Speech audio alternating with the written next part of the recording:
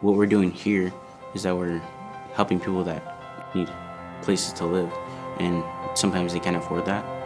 And so what we do is we go to their house, we help them out. It's that feeling, knowing that you help somebody, that keeps you wanting to come back.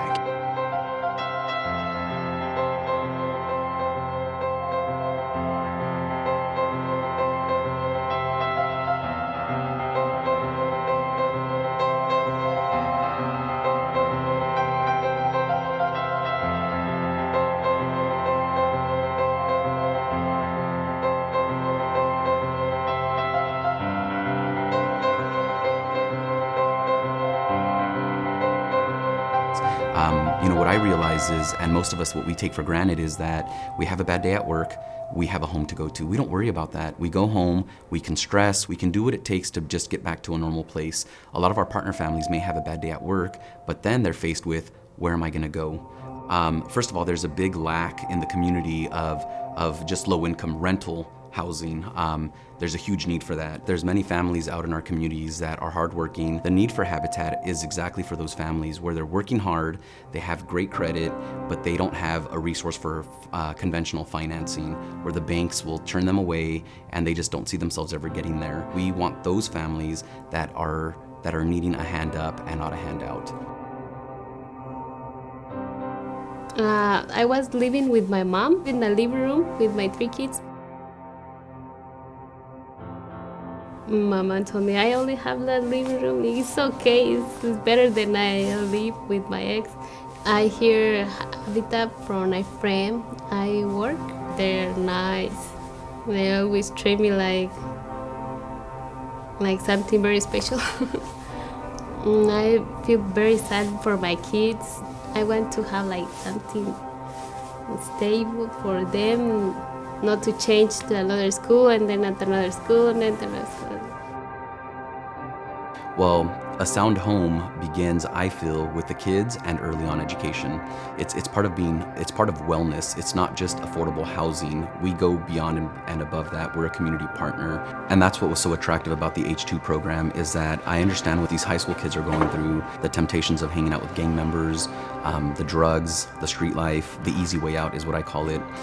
These kids, in order to be productive members of our society, have to have a trade skill to enter the economy at some point. So we decided to take it upon ourselves to partner with other nonprofits and say, let's create the H2 program.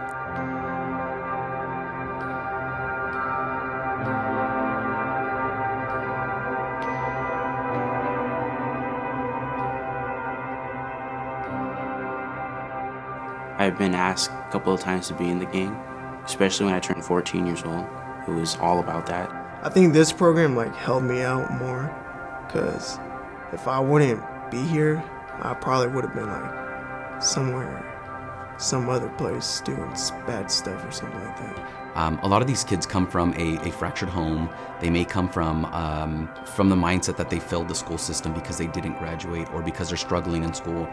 What the H2 program does for them, it changes their self-esteem and the way they look at themselves and what impact they have around their networks, their communities. Well, Tony Frazier came to our school and presented the tools and stuff, and he just blew me away with his little speech and stuff. H 2 degrees, you heard that mentioned a couple times. The H stands for Habitat. 2 degrees stands for the small positive change you want a young person to make today that will have a significant impact on their future. So that's what that stands for.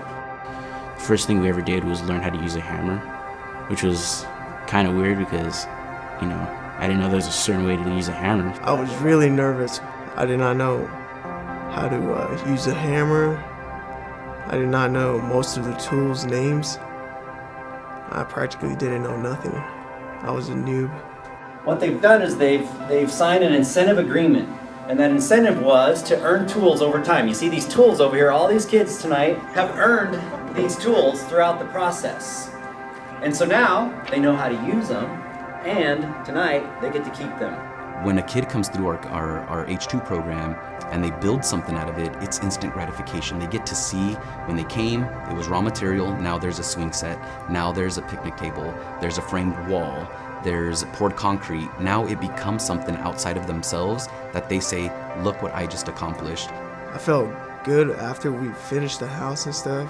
The finished product looked perfect. But yeah, it made me feel like a better person and stuff. So they may go to work in construction, manufacturing, some type of industry, but what they have now is the potential for a very viable career path that will lead to living wages and a good life. They have at least 224 hours of construction training time in at this point, and they've tested out in SEDCOR's basic competencies.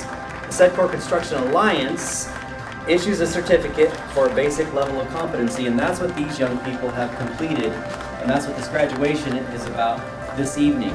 When they gain these skill sets out on our construction sites, our partner families win. They get the help that they need in building their home, in constructing it, and the sweat equity hours that go into it. And the community wins because it changes the vitality of our community and puts it on a path to be long-term sustainable. And what I actually did want to do is use these skills that I learned and trying to build my own house and stuff like that. So later in the future, I'm trying to build my own house.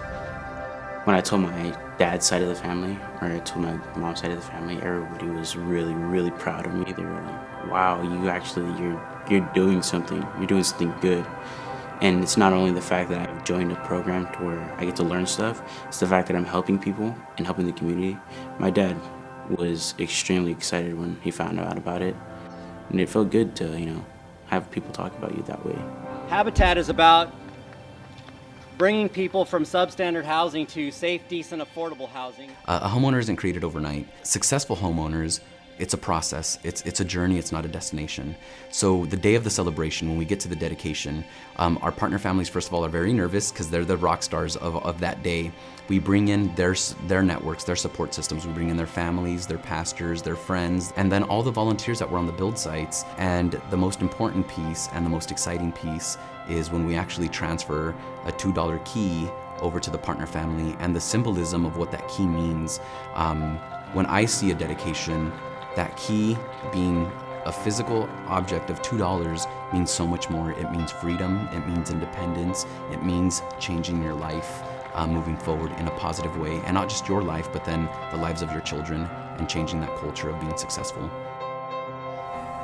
They give me hope and happiness and a lot of feelings because the way I have something for my own and a good future for my kids.